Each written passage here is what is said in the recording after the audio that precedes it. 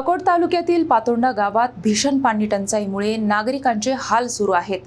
45 अंश तापमानात ग्रामस्थांना पाण्यासाठी भटकंती करावी लागत असून आमदार रणधीर सावरकरांनी तातडीने दखल घेत संबंधित विभागाला आदेश दिले आहेत। अकोट तालुक्यातील खारपान पट्ट्यात असलेल्या पातोंडा गावात सध्या भीषण पाणी टंचाईचे संकट निर्माण झाले आहे। 84 खेडी पाणी पुरवठा योजना अंतर्गत येणाऱ्या या गावात मागील 40 दिवसांपासून नियमित पाणी पुरवठा होत नसल्याने नागरिकांना भर उन्हात पाण्यासाठी वनवन भटकंती करावी लागत आहे। गावातील विहिरी, हातपंप आणि इतर पाण्याचे स्रोत पूर्णपणे पिण्यायोग्य नसल्याने नागरिकांची अडचण आणखी वाढली आहे।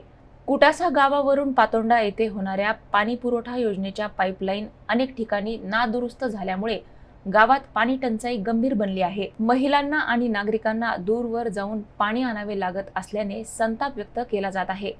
दरम्यान या गंभीर परिस्थितीची दखल घेत अकोला पूर्वचे आमदार रणधीर सावरकर यांनी संबंधित विभागाच्या अधिकाऱ्यांना तात्काळ आदेश देत पाणी पुरवठा सुरळीत करण्याच्या सूचना दिल्या आहेत। युद्ध पातळीवर दुरुस्ती करून नागरिकांना तातडीने पाणी उपलब्ध करून द्यावे असे निर्देश आमदारांनी दिल्याची माहिती समोर आली आहे।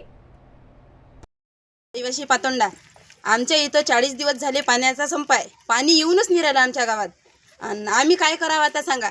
हे म्हणजे दरवर्षी असंच होऊन राहिलं, पाणीच नाही येत। उन्हाळा लागला की पाणी संप, जानेवारी लागला महिना की मार्च महिन्यापर्यंत येते थोडसं आणि बस बंद, मग पाणीच नाही येत सप्पा। सांगा मग आम्ही काय करावं आता, त्याच्यावर उत्तर सांगा तुम्ही आम्हाला। आता आम्ही काय करा, आणि जर आम्हाला आता या 4-5 दिवसात पाणी नाही आलं तर आम्ही आंदोलन करणार आहोत।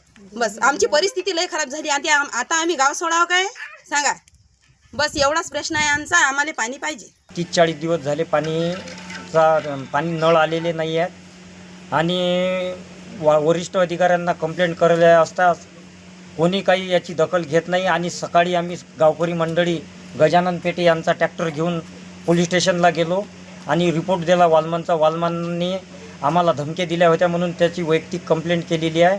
तरी आपण आपल्या माध्यमाद्वारे त्या पाण्याची दखल घ्यावी ही विनंती।